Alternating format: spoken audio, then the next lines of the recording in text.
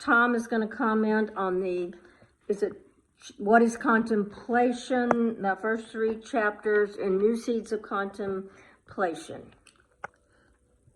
Well, I just think that You talked about the ego because it came after. well, the ego is enlightenment. always, yeah.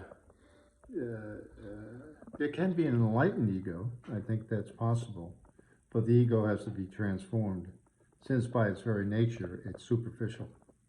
It's superficial in the sense that it is distilled out from sensations of the body or at the surface of the body, and so it doesn't have internal being. It reacts to things. And it also judges things. And I think all of us have to first of all, know that we have an ego. There's an awareness that ego consciousness locks us into something. And what's going on in the country or the world is really because of egos who are running the world or running the politics. And so politics is ego driven.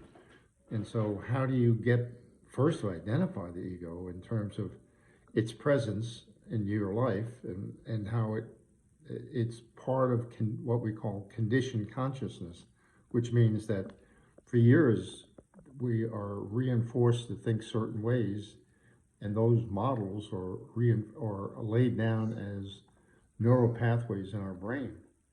And one of the things that we know that the human brain has a lot of plasticity, in other words, that we can change, but it takes a practice of some time to get beyond our egos. One, you have to acknowledge it, have to kind of catch yourself in these moments where you're feeling outraged or self-righteous, or we want to dominate some situation, or we want to make a judgment against somebody else.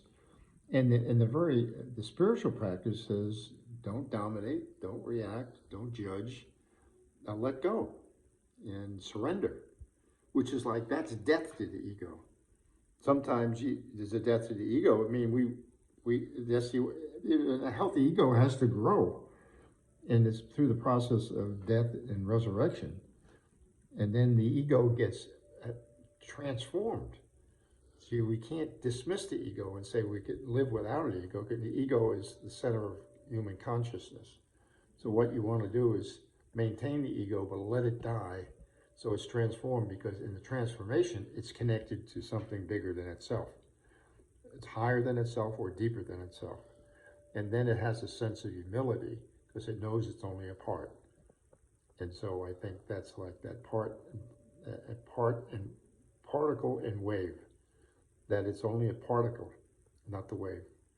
Anyway, so I think just Merton is sound on a psychological and spiritual level, and he helps us see that our hidden depths, where Christ is at the center of our own souls.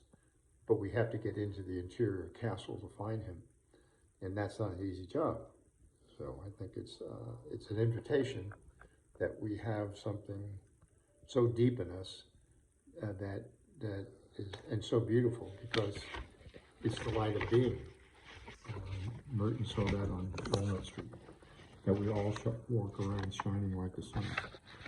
So, and you can see that in people who are sick and dying, is that their form is disappearing, but their essence is becoming revealed. Anyway, that's what I got for today. Thank you.